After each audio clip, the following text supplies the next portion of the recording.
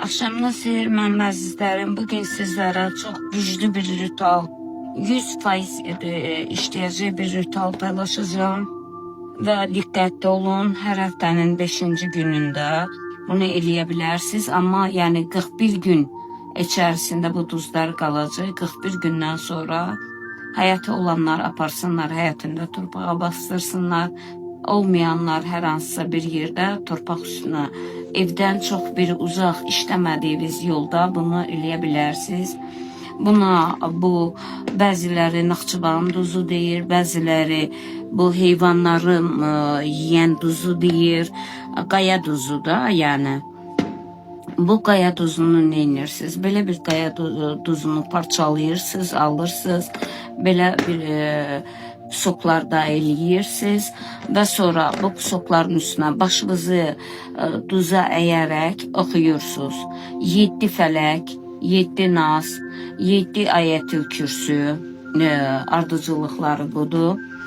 7 Fatihə, 7 İxlas. Bunları oxuyursunuz. Hər duadan da sonra amin deyirsiniz və saat əqrəbi istiqamətində, çasovой sтрелка, saat əqrəbi istiqamətində də üfürürsünüz. Sonra siz bunu gündüzündən eləyin. Düz mənim qonaqlarım oldu deyə gecəyə qaldım. Hər küncə saat 2 tamamda bunu artıq bunları künclərə qoymağınız, evdə nə qədər küncüm var. Bu küncləri siz baxırsınız, hesablayırsınız. Ola bilər şifonyer olar, ola bilər kuxnyada, kuxnya meblimi küncdə olar, onun şeyini qoya bilmirsiniz. Ona görə də kuxnya meblinin düz yuxarısında, şkafın yuxarısında küncdən qoyursunuz. 41 gün saxlayırsınız. 41 gündən sonra bayaq işlər dediyim kimi həyatı olanlar həyatda torpağına bastırsın, amma üstünə su axıtsın, sonra həmən yeri quyu qazın. Üstünü örtsün ki, o negativ yayılmasın. Bina evində olanlar isə bunu aparacaqlar, evdə eşikdə işləmədiyi bir yollarda eləyəcəklər. Məsələn, rayona gedə bilən insanlar çaya ata bilərlər, axarçaya ata bilərlər və istər həyatda bastırırsınız, ən güclüsü də elə axarçaya atmaq, dənizə atmaq, dənizə ata bilərsiniz. Bu sual veriləcək, mənə bilirəm. Dənizə də ata bilərsiniz. İndi kimlərin ki imkanım yoxdur, gedə bilmir. Zanyada da bina evində qalırlar. Bax, onlar götürür məsələn bu tuzları hardasa uzaq bir yerdə, evlərindən kənar bir yerdə orada qazıb bastıra bilərlər.